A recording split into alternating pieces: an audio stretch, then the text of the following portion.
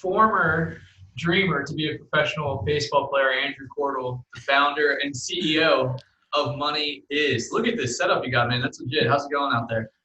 Good, bro. We're going through the what is it, self quarantine right now, I guess. So yeah. I live in my studio. You know what I mean?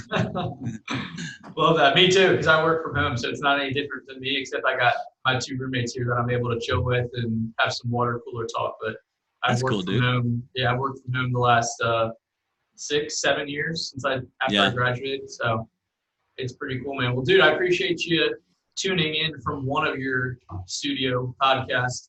Booths. Yeah. Where are you at right now? So this one right here, we're in Atlanta, just north of Atlanta. And then the other set we have is, or studio we have is up in, over in Salt Lake. So kind of a West Coast set we have over there. And then we have this one over here in Atlanta. So it depends where I'm at and who we're shooting with. But right now I'm in Atlanta.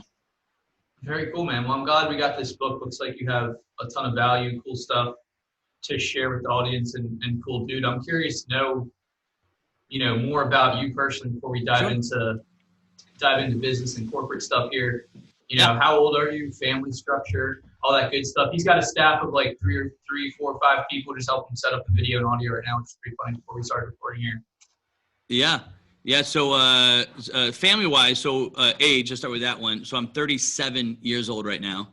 And family is just me and my girlfriend right now. We've been dating for about 4 years. And I'm feeling the pressure to pop the question, you know what I mean? Yeah. But we've been together for 4 years now, and no kids right now. Should be, like I said, probably the kind of next phase of my life. I've waited for a while to have kids, and sometimes I like it, sometimes I regret it, but it is what it is. And let's see, what else about family? I guess that's it, because it's just me and her, bro. So I do we travel a ton, and for work and for pleasure, and that's it. That's awesome, dude. It is what it is indeed. So tell me on that line there, Money Is. What is that? What is money to you, and what is the company Money Is?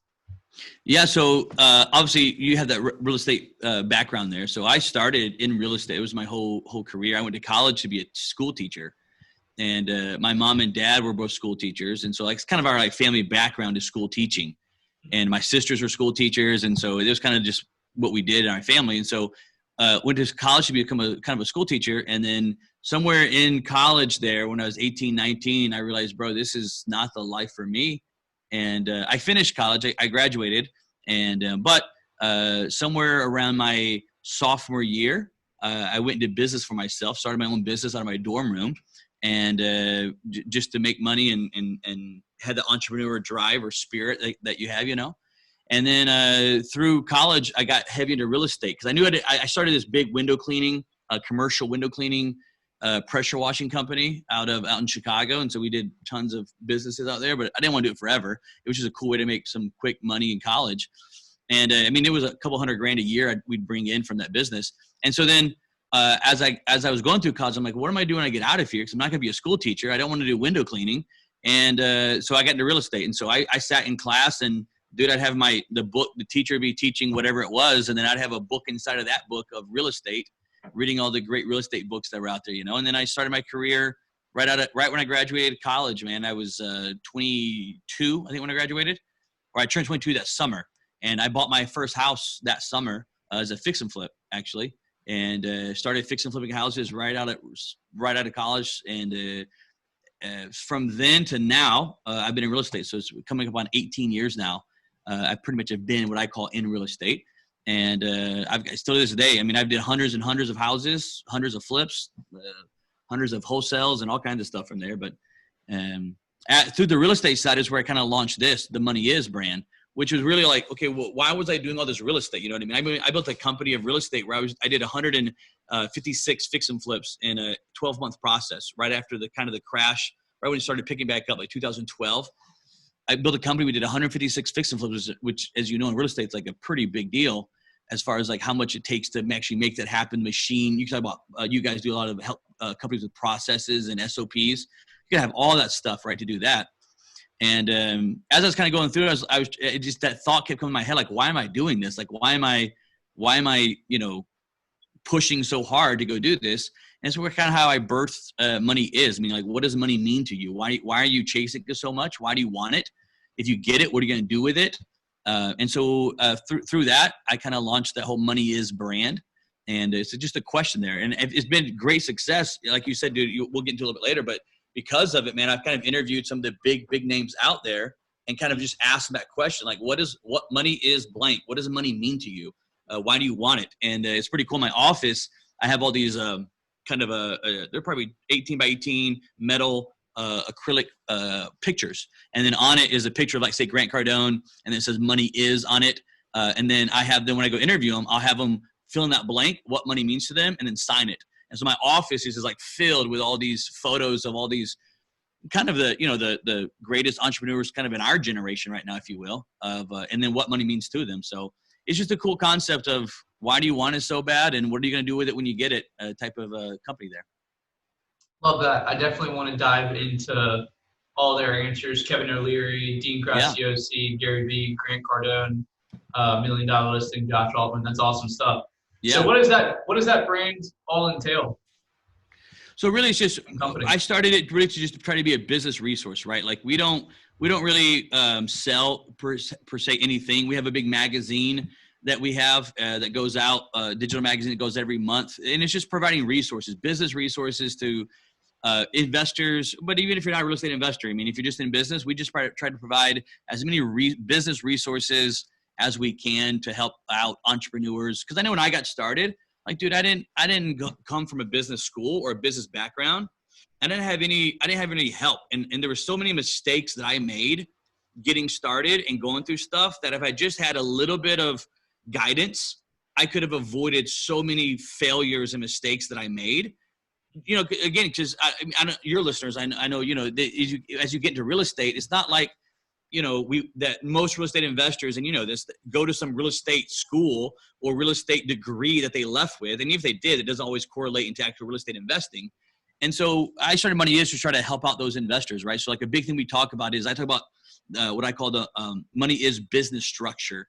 And to me, that was like one of the biggest things that changed my whole company was understanding the difference between kind of what the random CPA, random attorney was telling me to do versus as I looked at the wealthy investors out there or the wealthy business owners, how they structured their business and how they ran that business was so different from how I ran my business. And quick background here is just because, like, I always tell a story when I got started in my business, right? Coming from like a family that doesn't do business, not a lot of education in business. I knew I needed a corporation.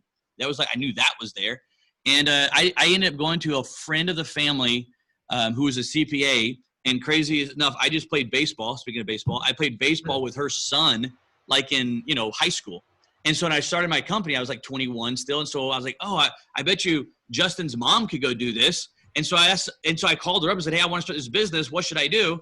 And she's like, oh, come in and I'll get you a corporation set up.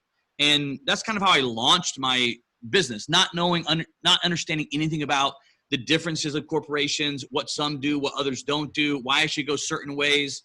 And then there was that side of it, which is part of what I call the business blueprint. You got to understand the entity setup and which one you should use and why you should use that one. And sometimes as you get better at it, you're gonna change why you even use certain entities as you grow. And then you have like kind of phase two of that, kind of what I call the circle there is tax side of it. And that one was a massive one for me because, you know, in the tax side of the world, all I knew was basically I wanted to make some money, and I focused all my time on, like, you know, making money, doing flips, houses, wholesale, all this different stuff. And at the end of the year, like, my goal was to pay nothing in taxes. And so, you know, like I think a lot of people that I talk to, at least when they get started in business, is like, dude, you just kind of take all these receipts and all these, you know, tax write-offs that we had, and we kind of throw them at the CPA on, you know, at the end of December or April and say, okay, hey, figure this out and file my taxes and hopefully I'll pay nothing. And like the whole goal for me is April 15th, I wanted my CPA to call me back and say, hey, great news. You don't owe anything in taxes this year because your business has all these write-offs. Mm-hmm. Well, it was, and what happens is so many people, dude, Carlos, get caught in that rat race right there. And before they know it, they've been in business for 5 years And they're like, oh, sweet, I didn't pay taxes. Sweet, I didn't pay taxes.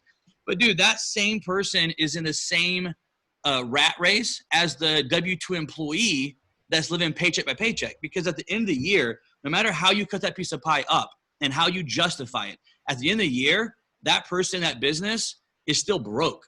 It's still a broke financially person, just like the person that's paycheck by paycheck. Because at the end of the year, again, if you went and took that tax return and you went to try to go get a loan at the bank and say, hey, I'm self-employed, here's my tax return. Oh, great, I lost $33,000 last year. Dude, you're not going to get the money to be able to grow and scale that business. And so the whole like mindset of what I got started was, let me make money, but then make sure I write everything off to deduct everything, which is just a horrible, I mean, there's value there, but it's a horrible trap that so many business owners get caught into, where they're not producing actually growth in their company. So that was like kind of phase two of it. And then phase three is more of like the what I call the custodian side. And again, that's like one of those things that just changed my whole life is once I mastered the art of, we always hear these stories, Carlos, of like wealthy people or wealthy companies on news and stuff that like they make millions or billions of dollars. And you hear the news where it's like, oh, and this company paid nothing in taxes. I say, now, wait a second, dude. How did you make actually profit, not deducted to zero, but you actually profited, whatever it is, in this example, $9 million of actual profit, but pay nothing in taxes or very, very little in taxes. And that piece right there, like stuck with me, dude, because I wanted to figure out kind of that wealthy game and how the wealthy play that game of money and how wealthy, when I say wealthy, like kind of that, what we call in America, that 1% of people out there, how they kind of play that game, create wealth, and then pay nothing or very little in taxes while still showing all this profit. And so those kind of that trifecta there is to me where my business, once it kind of all got on the same page, my business exploded. Growth was exponential. I went to 3 years ago, or I'm sorry, in the last 3 years, we did $100 million of gross sales in the last 3 years. Well, I would have never got to $100 million of gross sales revenue if I would not have had that right structure from the beginning, or when I started. I should say from the beginning, because I didn't have it at the beginning. But once I had that right structure, is what catapulted me and gave me the foundation to actually get to those levels that I had always dreamed about getting to. But I was always stuck in that rat race of making sure that whatever I make, I kind of spend it, deduct it, so I don't pay anything on it. So that's like kind of the whole birth or the process behind money is part of it is we just want to show business owners, entrepreneurs, in your case, real estate investors, dude, there's a way to play this game that the wealthy play. And if you'll play it this way, you can become very, very successful, create money, and then also keep the money that you make as well. So that's kind of one of the main things that we do in the moneyist process is just have people do this blueprint. We create it with my attorneys. I create it with my CPAs and custodians. And we have this blueprint. We just say, hey, take this blueprint. You can do it online. And it'll try to answer those questions for you. If you answer it, it'll automatically give you the answers from the attorneys and so forth, which will give you some direction on which way you should go in your business. So you don't get caught in that 5, 6, 7 year rat race of 0, 0, 0, not being able to grow. That make sense, Carlos? 100% makes sense. A ton of different nuggets to pick up on there, guys. Different yeah, sorry, points. Dude, I talk a lot. No, you're good. I love it. I'm going to kind of hit some of them sequentially, just what I was thinking about. But, partially for me to give your answer, partially money is a way for Andrew to help people, because there's a good quote. I'm still on my first cup of coffee here, so my recall is slightly down. But there's a good quote where it's pretty much saying, like, you can learn from mistakes, but they don't have to be your own. So money is partially to you. It's giving you a way to educate people in an 80-20 way, really. You're putting in input of content, material, you're interviewing people on your podcast, and you're able to put that input to help the masses. So that's cool that you do that. And I think that's, to a certain extent, that's what life is all about. You're kind of experimenting, implementing, learning stuff yourself, and passing that on generation to generation. So to a certain extent, that's what life is all about and is super, super cool. I want to dive into the 3 points that you mentioned, the business blueprint for wholesalers, how to save on the taxes, and then kind of the custodian side. I would say that the average person or most people listening to this probably are already doing real estate transactions. Okay. And I want to talk, it's kind of a gray area or a paradox, or I guess more so 2 ends of the spectrum, where people in this business, real estate entrepreneurs, they're told, which I agree with both of these to a certain extent, go in there, take massive action, just start marketing, start talking to sellers, locking up properties, getting contracts, all that stuff. And they're rewarded for that. And they feel good for grinding and just taking massive action. The other side of that is kind of analysis by paralysis or paralysis by analysis. You got which is kind of falling on, points 2 and or points 1, 2, and 3 of what you just went through, of like setting up the corporation entities, and you might change that as you grow, things like that. So I'm curious to hear your opinion on both ends of the spectrum there, as far as like kind of what you were alluding to, like just getting in there, start marketing, start closing deals, selling properties. But you could do a lot of that work up front, but then you could lose it if you're not set up correctly with the tax savings and the proper business structure and everything like that. So I'd love to hear your kind of just feedback on that, or what's going through your head when I walk through that, and let's go through steps 1 through 3. Yeah, dude. I mean, obviously what you're talking about is so crucial. I mean, I've trained and helped so many real estate investors through my career and so forth. But in a lot of times in real estate, you have those exact two things, right? You have this like, hey, go take massive action. And sometimes they call it ready, fire, aim concept, right? Where it's like, hey, let's just go do stuff and let's see where it goes. And then you have the analysis paralysis that happens to so many people that want to do real estate, that have talked about doing real estate, that have dreamt about doing real estate for 10 years, that have watched every HGTV show in America trying to figure out how to go do it. And 10 years later, they're still not doing it, right? So, look, let me start off in a perfect world, right? Which is kind of goes back to why I started Money Is, because there was no perfect world when I was started. In a perfect world, I would love to have what I'm giving away basically at Money Is, which is, hey, look, just really quick before you get started, let's just set these 3 things up. It won't take you but like a week, and we get this thing off the ground for you the right way. And you can change it as you go. There's nothing wrong with that. Of course, you're going to grow and scale, and you'll tweak it. But let's start from the beginning the right way. So a lot of what Money is like you said, is kind of fixing my problems that someone else hopefully can learn from. So in a perfect world, I would say, dude, come here to Money Is. Let's just kind of walk you through it. You're not kind of working with me. I'm going to show you how it works. And then you go to the attorneys. You can use mine or use your own. It doesn't matter to me. Use your own CPA or use our CPAs. It doesn't matter to me. That would be the perfect structure, because then you're starting from day one the right way, and then you go do business. That would be the perfect world, which is kind of a mission behind Money Is. But go back into probably a little bit more realistic world, which is where, as you know, most entrepreneurs take action. Let's jump in and go figure this stuff out. And that's who I was, right? I was like, I don't know anything, but I'm tired of the like kind of financial world I was living in. And so it's just about taking action and going. The problem with doing that is that as you begin to create money, right, by doing this wholesale deal, right? So you flip this property, you created whatever it is, $12,000 on this wholesale deal. I call it money creation, right? You created this $12,000 basically. What happens is if you're structured the wrong way, you'll probably end up losing majority of all of that money right there. Now, losing it is a loose word, because obviously I know you'll spend it on deductions, right? And so it's not like you lost, like you're not getting any value out of it. But if you remember, go back kind of at the end of the year, your structure that you have is basically where at the end of the year, you are going to show a loss in your business so that you don't have to pay any taxes on it, right? And so what that means is at the end of the year, you actually don't have money at the end of the year, because you have spent all your money throughout that year on deductions, whether it be car, cell phone, business expenses, which we justify like, hey, this is good. And then at the end of the year, you have no money. So it's like, well, why did you start business? Go back to the main question of Money Is, why did you start business? And why did you start this business? And to me, kind of answering that question for the masses is pretty straightforward. The reason that people start a business is very simple. Money is what I want. Meaning, like, why does someone go out and take all this risk? Maybe they have this job, they have this steady income, they have this W-2. Why do they jump out and go start this new business and have all this risk and exposure and assets at risk, money at risk, time at risk? They and as most people start, they're doing like a job and wholesaling, or a job and fix and flip.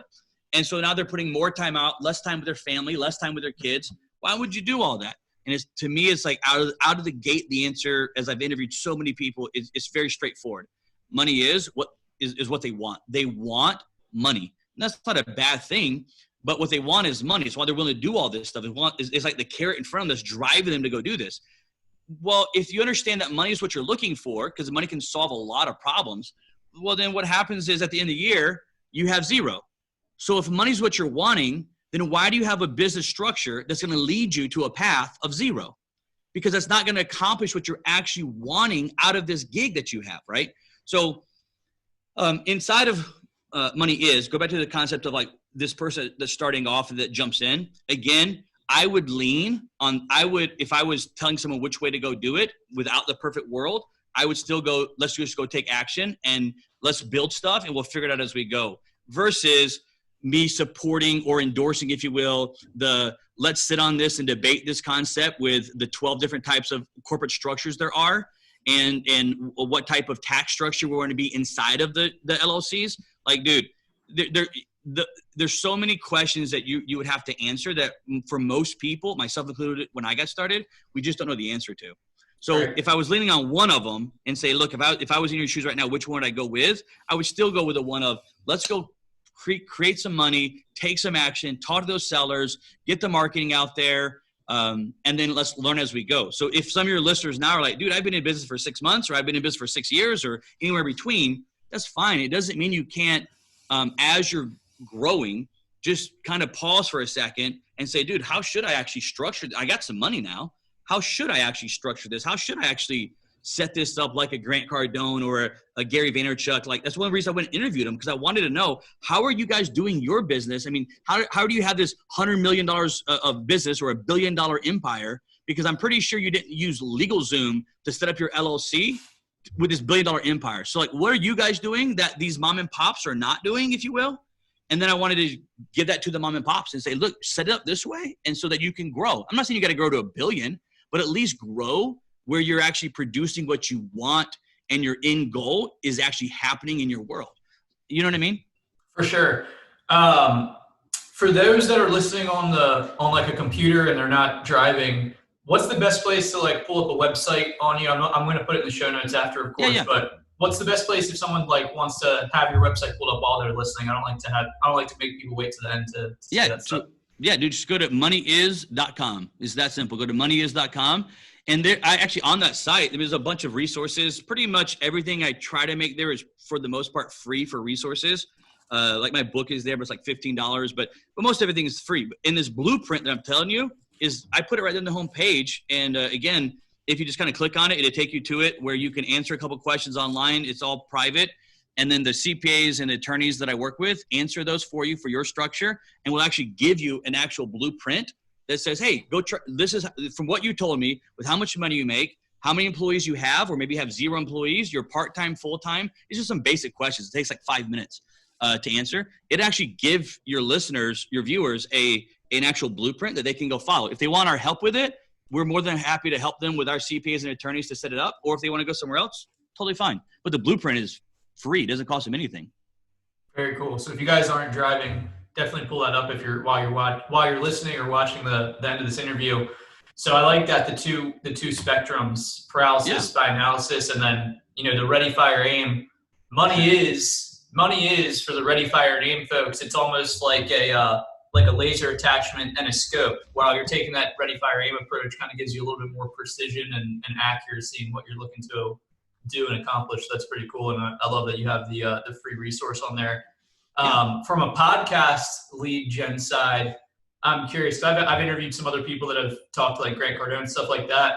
What was your lead gen approach in getting these people on the show? Gary Vee, Grant Cardone, all those guys on your podcast. Yeah, dude. So anything in life, I get this question asked a lot, right? And I always tie back to this.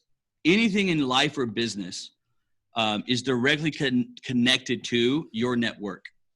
So for me in business, right, as I started my career or as I did real estate, I started off real estate as like, okay, here's my LLC and I'm going to go flip these houses, or I'm going to go wholesale these properties or these rentals, whatever I was going to go do at the time.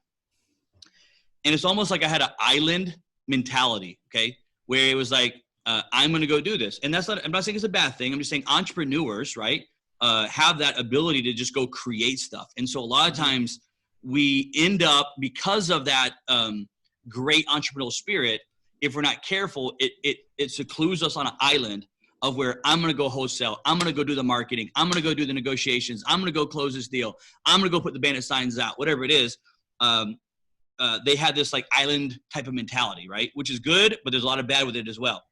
Where my business saw, and I've done over 1,000 transactions now, where my business saw the growth at is when I kind of left that island mentality and understood that my net worth, okay, my personal net worth as an individual is, and a lot of people use illustrations like, say this right here is my net worth.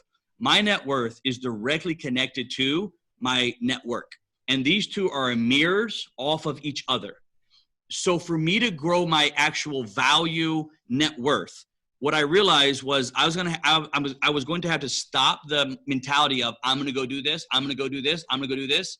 And I started putting more and more focus and then more and more and then more until now it's like probably my main thing is constantly networking with other like-minded people. And I build these relationships, right? Where the relationships are a give and take type of relationship, right? But because I build these networks or my network, I should say, it allowed me to scale my business.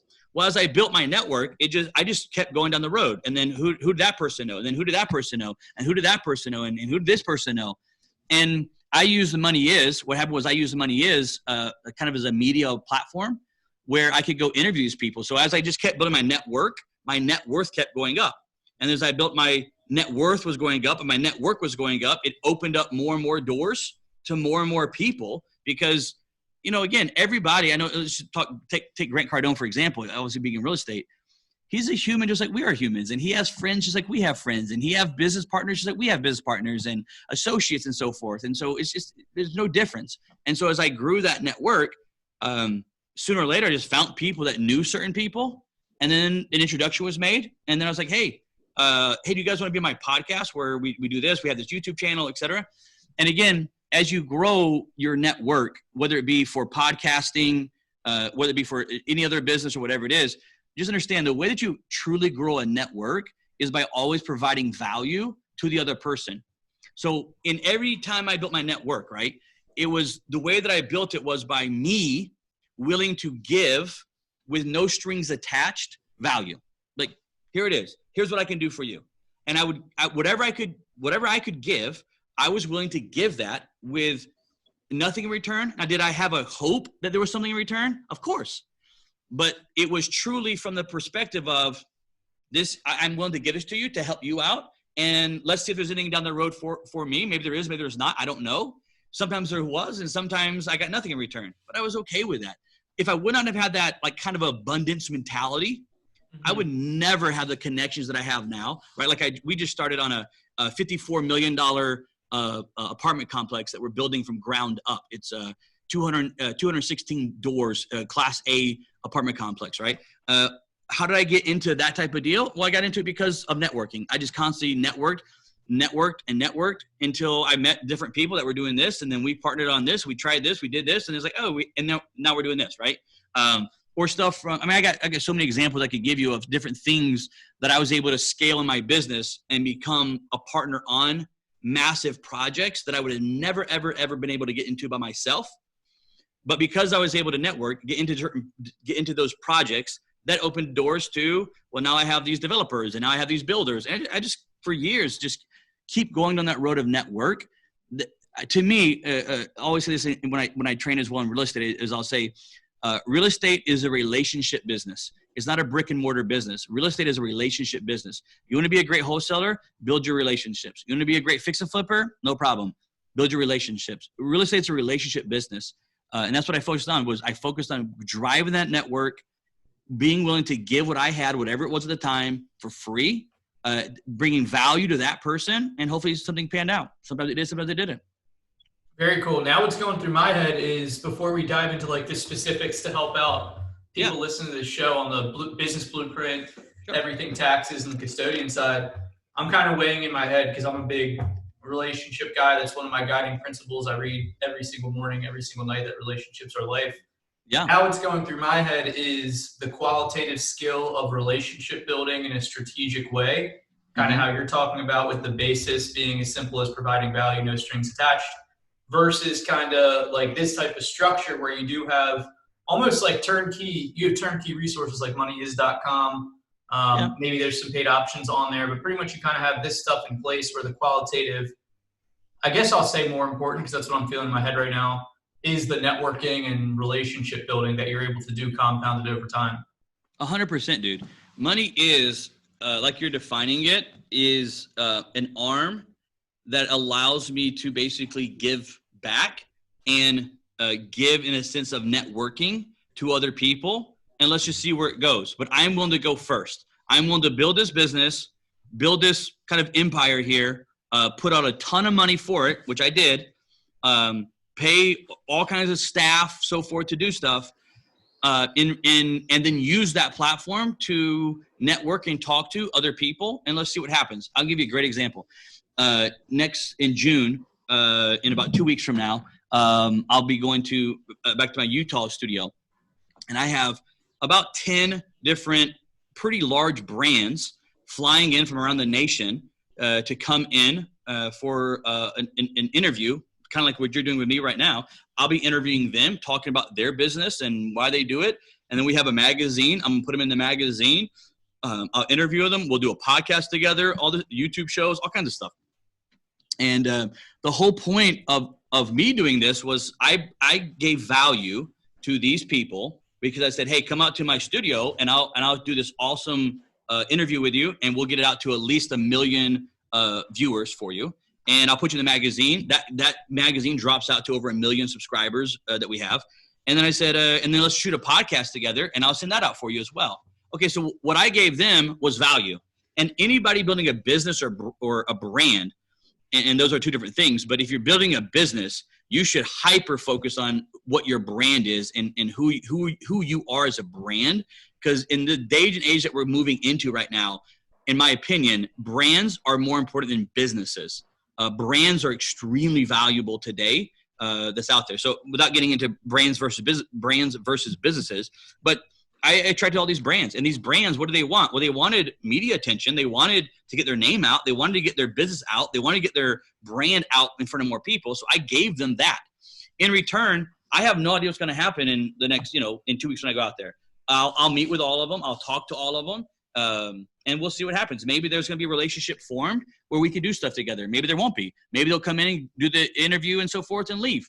Either way, I'm okay with it. Like I literally lead from a perspective of completely, it's okay by me. Like, if it goes, it goes. If it does, kind of what you almost started the podcast off by saying, Carlos, it is what it is. Like, I'm doing this to give you all this exposure and value, and let's just see if there's something there. If there's not, no problem. We'll shake hands and I love you and I'll move to somewhere else. You know what I mean? Or move to the next person. So that's just an example. When I say networking, just understand, I didn't start there. Make sure your viewers listening right now, they're like, man, I just did my first wholesale deal.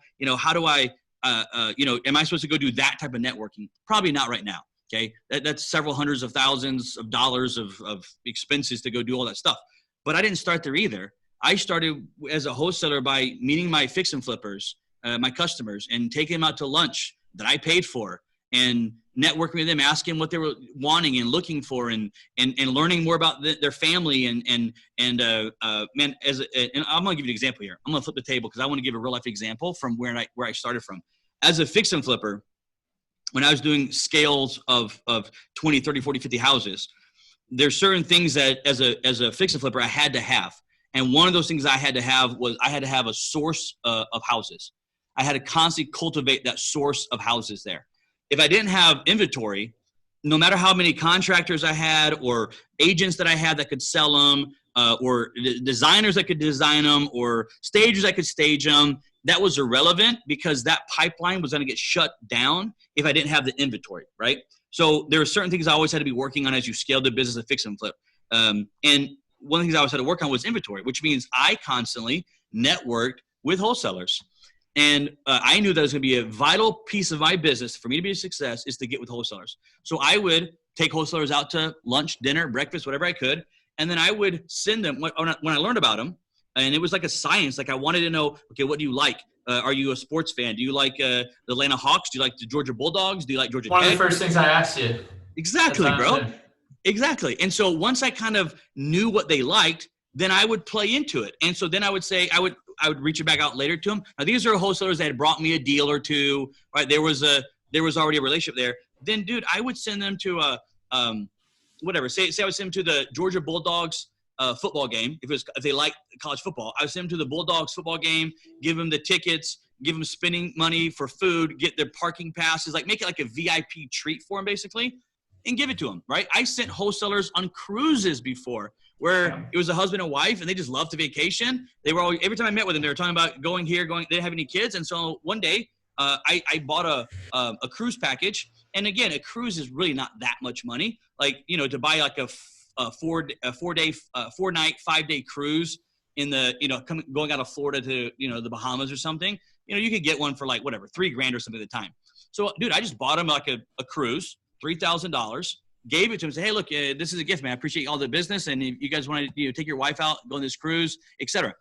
Okay. The way that my mind viewed that was, this was a $3,000 marketing expense for networking that I'm going to pay for this person going to cruise. And my thought and hope was that when they got on that cruise, sooner or later, when they were maybe at the pool and they're drinking and having a great time, if they drink, they would literally come, sooner or later they would say, man, that Andrew guy, that's a good guy, man. He's a good flipper. And the next time they got a property, they brought it to me. That was my hope. And I would do it on all kinds of levels, everything from gift cards to Ruth Chris Steakhouses to wine. I did all kinds of stuff for all these wholesalers. And the whole purpose was I wanted to network. Well, look, because I was willing to do that, think about this, Carlos. You know, you've been in real estate a long time. Think about how many fix and flippers actually treat their business as a business and then can understand the importance of how valuable a wholesaler really is to them and their livelihood of how they make money as a fix and flipper. And then think about how many fix and flippers you know that treat wholesalers the way that I'm explaining it right now, where they're willing to spend that money and do that stuff for that wholesaler. In return, what do they want? Well, of course I wanted something in return, but it wasn't like a tit for tat. I wasn't saying, I'll give you this cruise if you pinky promise that you'll give me your next deals. It was never that, dude. It was like, hey, here's this. No, man, here's this cruise. I love you guys, man. You guys do great business. Hope you guys enjoy it. But what do you think took place, man? In my local market in Atlanta or Chicago, I was doing both of them.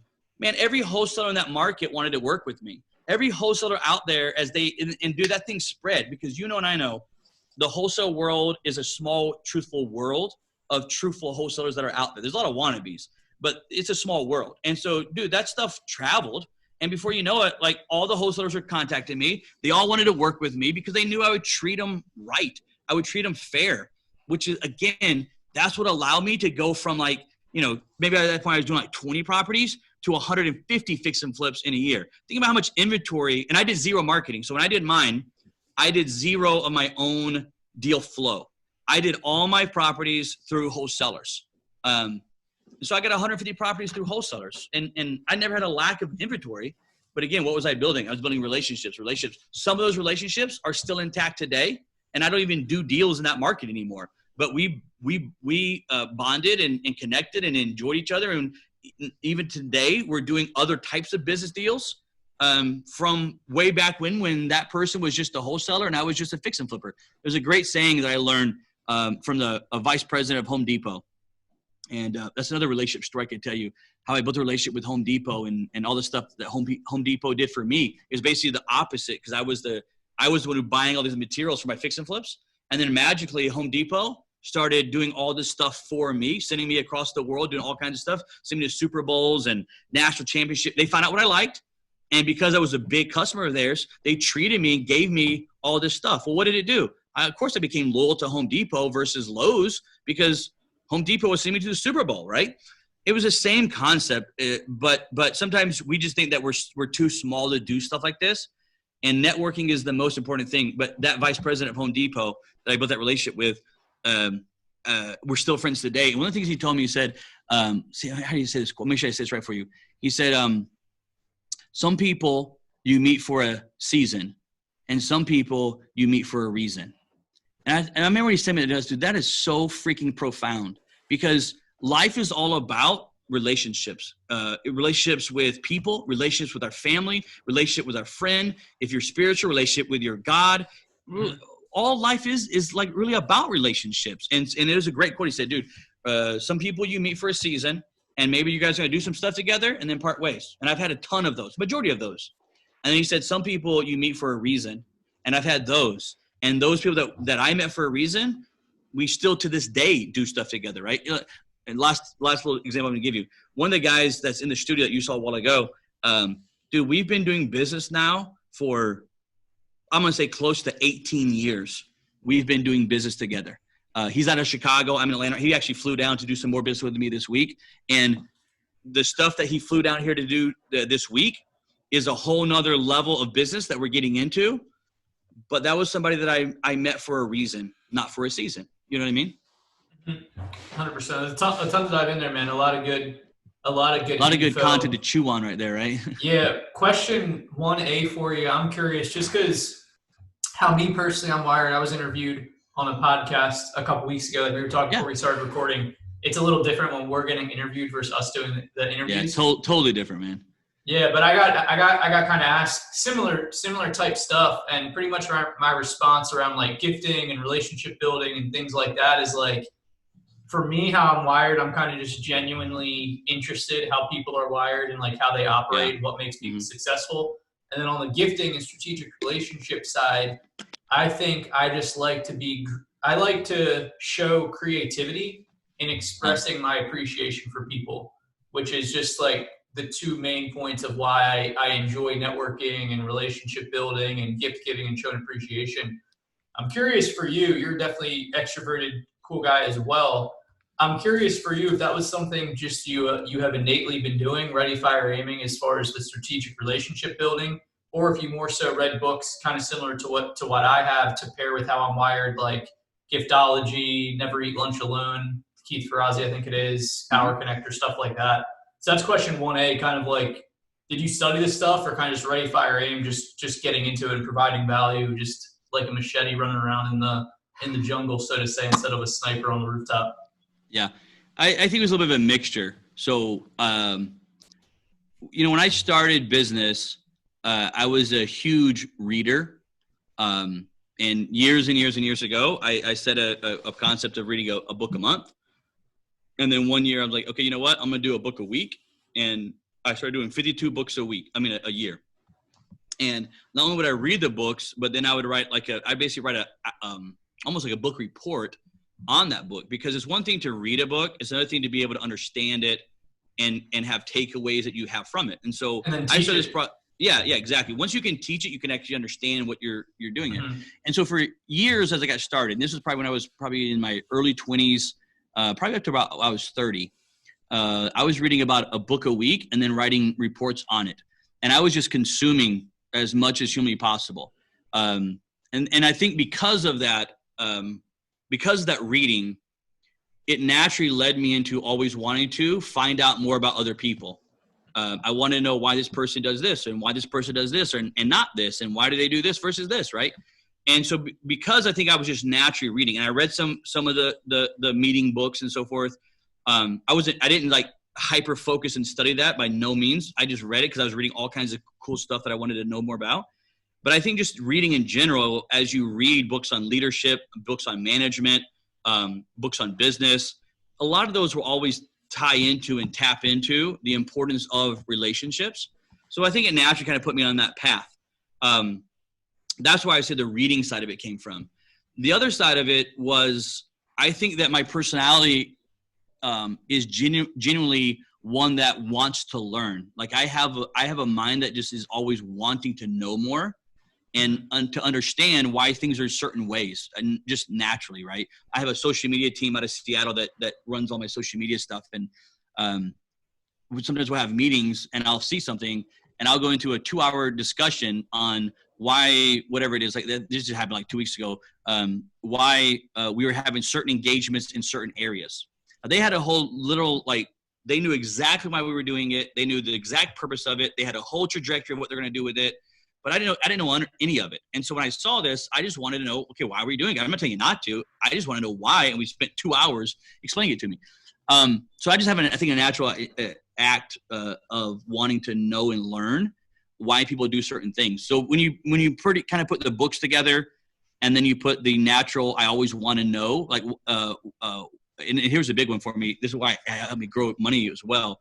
Why did this person make money and this person not make money? Because again, I got to this point where I understood the true reason of why I was doing these houses was because I wanted money, not in a greedy way, not in a, I want to drive a Lamborghini way, but I wanted money. And once I truly said, hey, look, this is why I'm willing to go do this, is because I actually legitimately want to make money. And a lot of times people say, well, I'm doing this for the betterment of the community. And yes, there is that in there, but that's not the main reason you're doing it. If that was the main reason you were doing it, you'd have a 501c3 right now and take no profit off of anything and just go do this. So like once I got the realization that the true reason why I was doing this was money, and I wanted to make the money, it allowed me to then break into, well, why did this investor make money and why did this one not?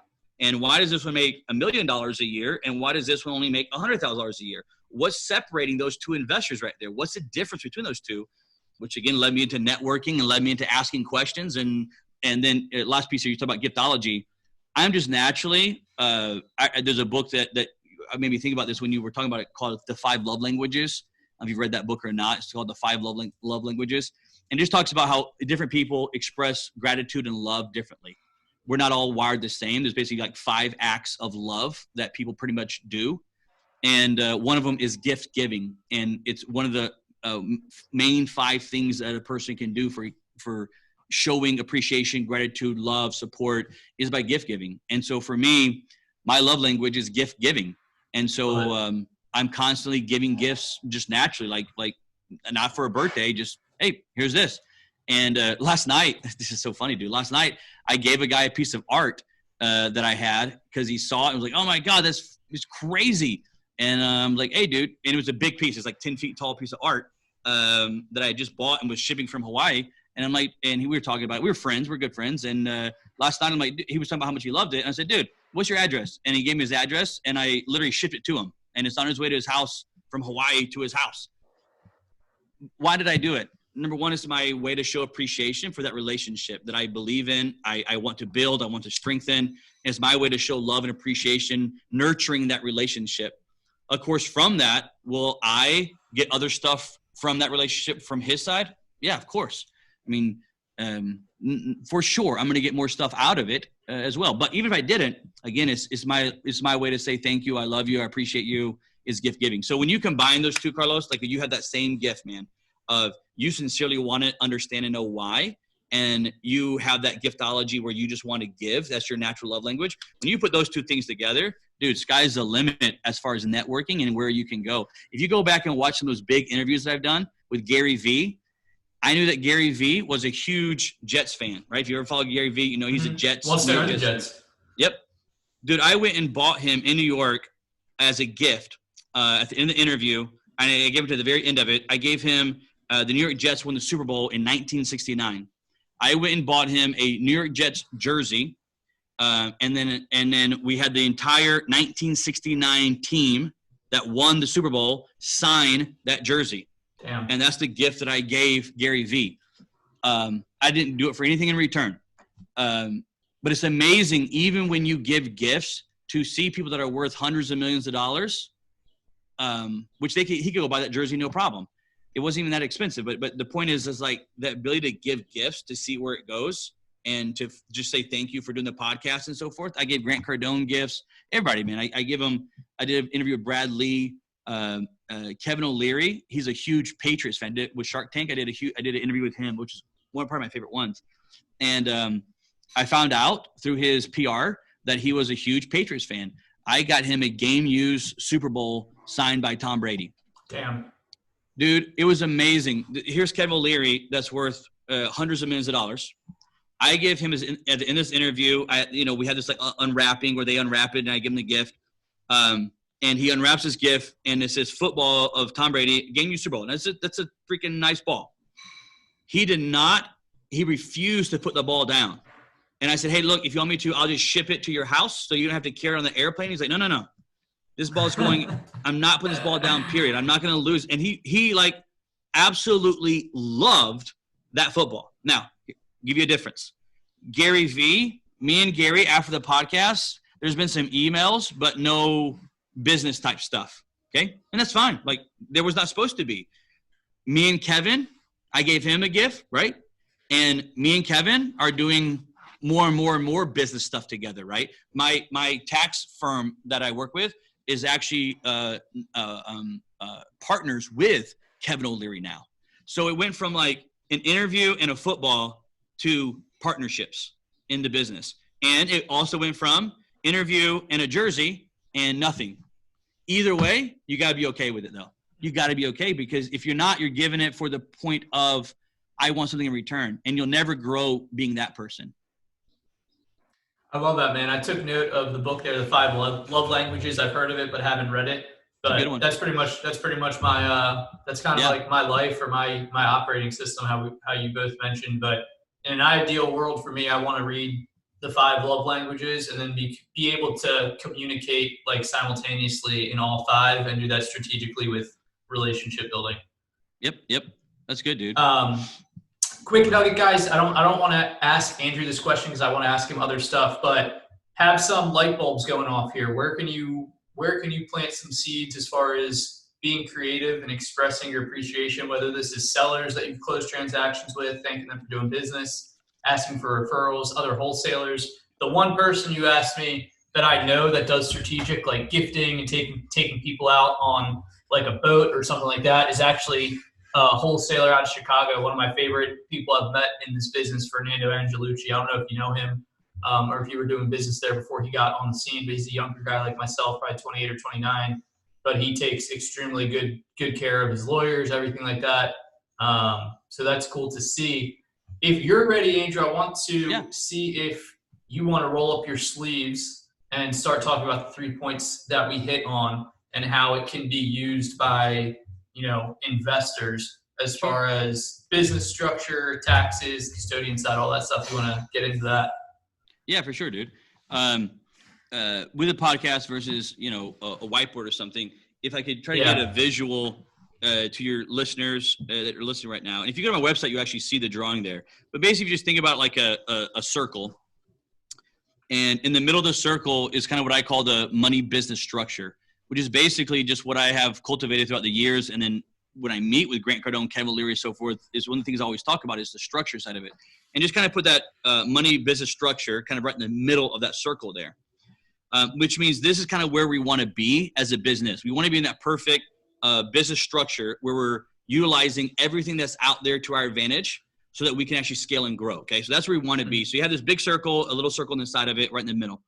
And then basically you have like just 3 compartments of the outer circle. Like if you were drawing almost like bicycle spokes from a tire to the axle, you just basically have 3 sections of this circle. Okay. So the first one is you have to know how to keep or control money. You got to know how to control money. You have to know how to keep money, and you have to know how to protect money.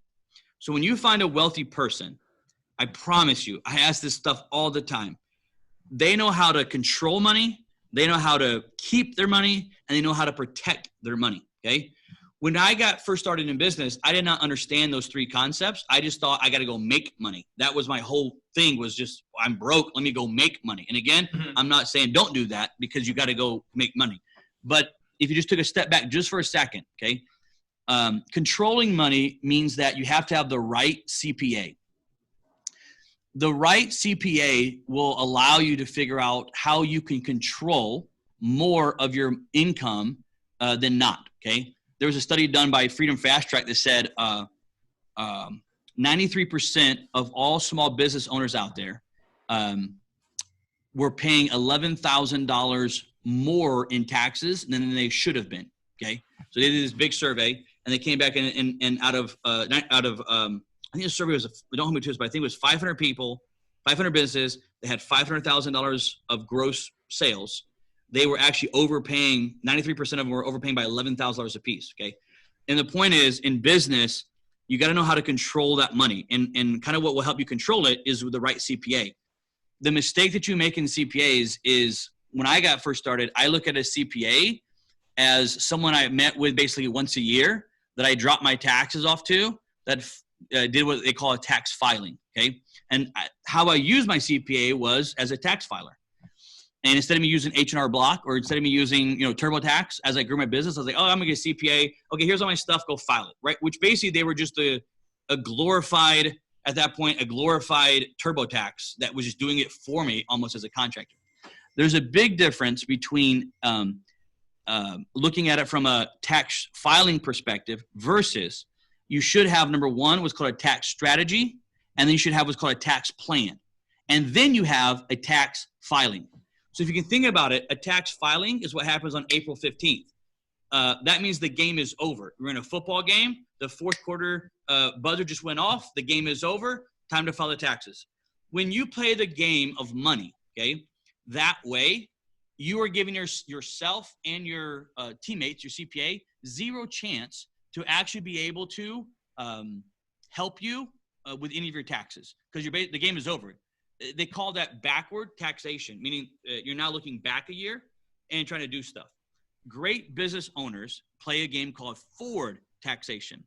Forward taxation is where you first sit down with your CPA and you have what's called a tax strategy session where you say, hey, look, this year, my objective and what I'm trying to do is this, this, and this. Because year by year, especially as you grow, you will have different tax strategies. I know sometimes if I'm selling a big product and I'm going to have a massive amount of income come in this year, there's certain, that year, my tax strategy will be different from the other year, or maybe I'll be lower of capital gains, but higher on cash flow income, passive income.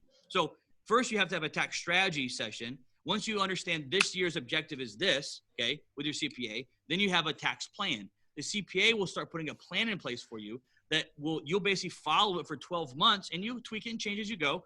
But that plan is going to perfectly put you in position that at the end of the game, at the fourth quarter, when it's time for file taxes, everything was done perfectly for you.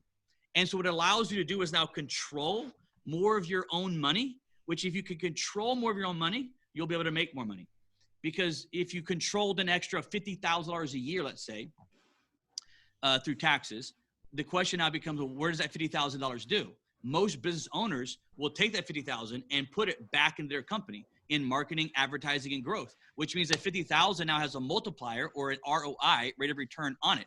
Well, that 50 grand you were never going to have in the first place. So it's almost like learning how to take what you already have and actually apply it the right way with the right CPA to actually pay tax for taxation versus 90%, maybe even higher, of business owners out there playing backward taxation. I did it for years. It got me absolutely freaking nowhere playing backward taxation.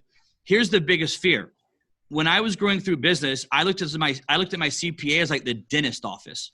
Like, I did not want to go there. I did not want to talk to this CPA because it was like, I don't want to go to the dentist because he's going to tell me I need to do this in my tooth. I hate that stuff. The truth be told is you got to look at your CPA as your business partner. Everybody everybody in business, whether you are a sole proprietor, a single member LLC, or any other corporation, just understand this. You do have a partner, and that partner is the government taxes, the IRS. So everybody has a partner in business, okay? Everybody does. Because that partner, the IRS, is going to be changing and dictating what you can and cannot do with money in your business, okay? So everybody has a partner. So look at the IRS as your business partner. Look at your CPA as kind of the go-between between you and your partner, right? Sometimes if you're getting a partnership within business, sometimes there may be an argument and you bring in a mediator kind of to talk out, hey, let's do this in the business. There's a great story reading books again. It was Steve Jobs and Steve Wozniak when they first started Apple, and a guy named Ronald Wayne. If you want to hear a crazy story, go read that story right there of Steve Jobs, Steve Wozniak, and Ronald Wayne. And they brought Ronald Wayne in at the very beginning of Apple Computers as 10% owner to basically be the mediator between Steve and Steve, okay? So all that to say, just understand, in partnerships, your partnership with the IRS, your CPA is like your mediator, okay? So you want to have an extremely good mediator that you've hired that can go to the IRS, if you will, and understand what they want out of the partnership, and then be able to show you what they want and how you can provide that for the best outcome for you, okay? Dude, I could spend the next 25 hours talking about the importance of having the right CPA on your team. And you got to change this idea of a CPA is just this dude that files tax at the end of the year. This strategy right here, this piece of the third of this pie, is one of the biggest pieces because it will change everything that you do in your business. It will change how you look at money. It'll change projections for you. It'll change everything if you'll just take the time to do this. The cool thing that we do at TaxHive is when you hire TaxHive to do your taxes, and all they do is business taxes. They've done over 100,000 business tax returns. All those phone calls are free. They don't cost you any money. So one fear that I always had is like, oh my God, if I call my CPA, it's going to charge me, $200 an hour. The cool thing about TaxHive is like, that's part of what they're including for you is all that tax strategy, tax planning, making sure you're on the same page, making sure your business is operating the right way so that you can do that filing at the end of the year. Okay. So that 1/3 of it, and this is the longest third, is the tax side, is a tax side called controlling your money. Keeping your money is the custodian side. Keeping your money is knowing how the wealthy play the next level of the game, which is knowing how, and it's very, very popular in real estate, to use different accounts. Like the basic account would be the Roth IRA. Then above that, they have what's called a solo 401k, which is freaking incredible, right? But they have a HSA Roth, they have a Coverdell Roth, they have an inherited Roth. So I play a lot in this game of I want to do deals, I want to create the money, but I want to keep all of it. And when I mastered the art of knowing how to do a deal and then keep 100% of all my profit tax-free with the right structure, right, which would be tied into my CPA and my custodian have to be on the same page, again, it's part of why my business has exploded. The very business that I'm sitting in here right now, Money Is, there's ways that you can structure deals where my Roth retirements out of my solo could buy shares of this company that I own. I run the company, but my solo Roth owns the shares of my company, which means at the end of the year, the profit that I've made in this company legally has to go back to my solo Roth. When that money hits my solo Roth, after it clears the corporation, after it hits my solo Roth, dude, that money is tax-free for me because it came out of my Roth.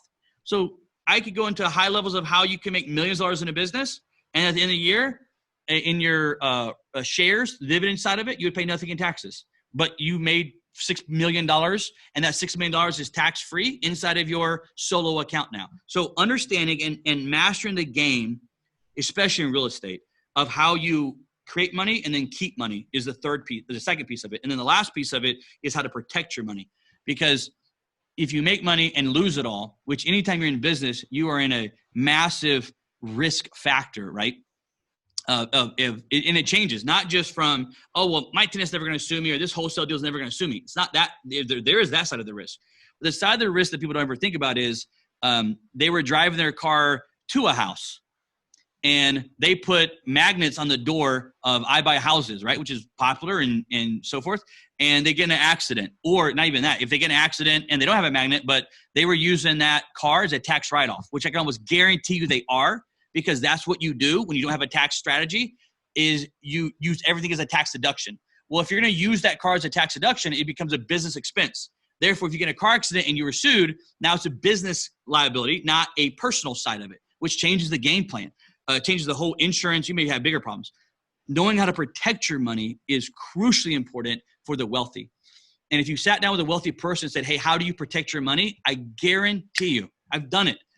They can sit there and say, oh, here's how I have mine structured out. And they have this whole like massive structure of how they structure their business, their investments, their money into different either corporations, trust, different types of trust that are out there. One of my favorites, because people always ask me, is what's called ADAPT, D-A-P-T, ADAPT Trust. It's called a domesticated asset protection trust. Those are like some of the best things that are out there that most people don't ever even acknowledge. There was just an article on CNBC. I took a photo of it, of a guy using ADAPT out of a billionaire using ADAPT out of South Dakota. And there's certain states you have to use these in. It doesn't matter. You don't have to live there, but it's just where the trust is set up with trust laws. And one of the most popular states is South Dakota. Another one is Nevada.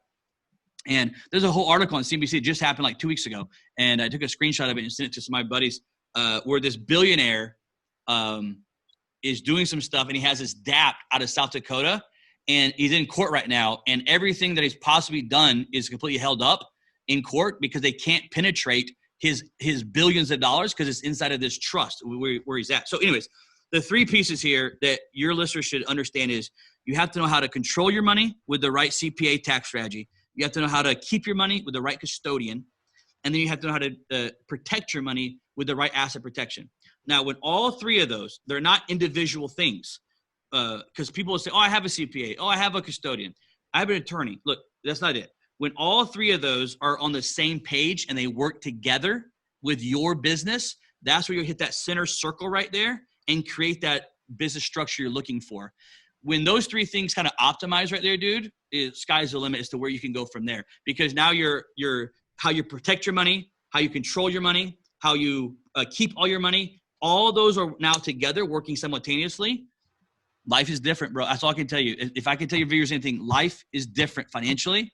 If you can just understand what I'm telling you right here. When I go interview all those wealthy people, it's coming down to that thing right there. They don't have an LLC off of an online company, or they didn't go to the Secretary of State and open it. They don't have a friend of a family whose cousin's brother is an attorney who set up their asset protection for them. They actually have a legitimate structure that is used constantly. That's the biggest thing I tell your listeners, man. Just set that structure up the right way, and sky's the limit. It's like magic, dude. Once you can understand it and apply it.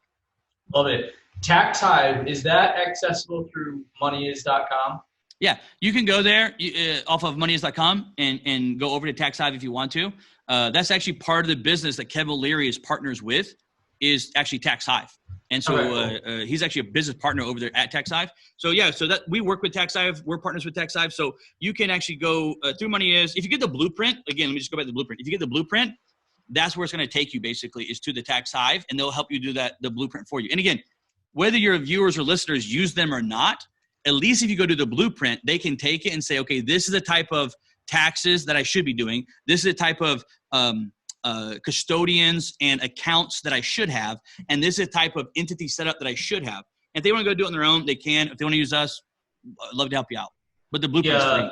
Yeah, the thought of doing my own books, or more so like doing my own taxes, is definitely something that hurts my head even thinking about it. And something We're so alike, Carlos. I am glad to outsource that to our company accountants that also do my personal taxes for me. And I know the majority of our listeners are similar to a certain extent. So yep, 100%, guys, if you're listening to this long episode, get the blueprint. Check out andrewcordle.com and moneyis.com, which are in the show notes below. To kind of put a bow on this thing, Andrew, so sure. It's honestly been awesome to chat with you, dude. I'm glad that the universe connected us in some way here. But I'm curious to hear, because 37 years old, I think you said. Yeah. Long-term girlfriend, no kids. On paper, what most people would deem, as successful pretty much as you're going to be around that age. I'm curious what type of legacy you want to leave moving forward. You still got, hopefully average lifespan for males like mid-80s. Hopefully it's closer to 100 with modern medicine these days. If you still have about 60% of your life left, what kind of legacy you want to leave? I know you said potential kids. Yeah. What are you thinking on that end? So I'll give you two things here. One thing is, when it comes to legacy, again, I don't want to beat a dead horse here, but legacy structure goes back to that blueprint. You can talk about all this legacy you want to leave all you want to, unless you have the right structure. It's all a farce. It's all a magical pony that you're riding that doesn't exist. The structure is what creates that legacy. So I have my structure set up of what people can inherit, how they can inherit it, how that will affect them on taxes, how to get out of those taxes, right? The death tax, like all that stuff is there on the structure side. Going on to a personal level would be, I answered that question right there, and it's changed over time, but the question of money is. And for me, legacy-wise, money is one word for me, and that word is money is influence. I think that money is influence. And if I could leave a legacy, I would want to live and leave a legacy of influence. One reason I do the money is because I'm just trying to create influence. I think money has the ability to create influence, right? And so if I can influence and help shape entrepreneurs and help shape business owners that I know, that I meet, and some that I never meet, and you guys will hit me up on Facebook sometimes or message me, and it's cool, dude. I'll get messages like, hey, 5 years ago, I watched this and I built my whole business around this one YouTube video you did. To me, legacy for me is about influence. So money is influence for me. Let's live and leave a legacy of influence. Very cool. I have one in my office, in my bedroom. I have quotes, a few different things. One is from the John Maxwell Business Bible. I'm not a huge religious guy, but that Business Bible is good for me because I just read the How to Class a Business nuggets. Yep. Out of the probably thousands of pages in that, one of the quotes I took from it is his definition of influence, which I believe is like 3 C's.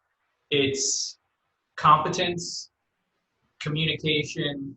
What was the other one? I was just thinking in my head before that, but it's pretty much competence, communication, and can't remember the other one. It comes to me. I know exactly what you're talking about. I've read many of his books. Is it clarity? Competence. Something along the lines of that. I know. I can visualize it and see it right now in the book. But yeah, I mean, leaving that influence is having those. You know, we could get deeper in a different time or whatever, but having influence, you got to break that down into like, okay, but what type of influence? And that's what Maxwell was doing right there. It's like, you want to leave an influence that has these 3 principles inside of it, right? Or this how you convey that influence. You can convey it these 3 ways. And then again, it kind of just breaks down into like a triangle. Influence is here, and it just keeps like splitting and splitting and splitting into you build out this kind of empire that you have of influence there. Mm-hmm. Absolutely, man. Well, dude, this has been an awesome interview talking about influence. We'll chat more after this, but guys, definitely check out the show notes, hear more about Andrew. I'm personally going to go check out his interviews, probably starting off with Grant Cardone and Gary Vee first, but appreciate you, man. Appreciate how you choose to live your life. Appreciate your team that set this up, that reached out to me to set this up, and then also the fun that we had before we actually started rolling here to get you set up there in the office. Sure, really good time. For sure, man. Glad you guys had me on, man. Anything to do to help you guys or the listeners, man, I'm happy to jump in and help with anything. Likewise, man. Appreciate that. Enjoy the episode, guys. Leave a review if you found it helpful, and I'll have Andrew's podcast in here as well that you guys can just check out. Have an amazing day. Peace.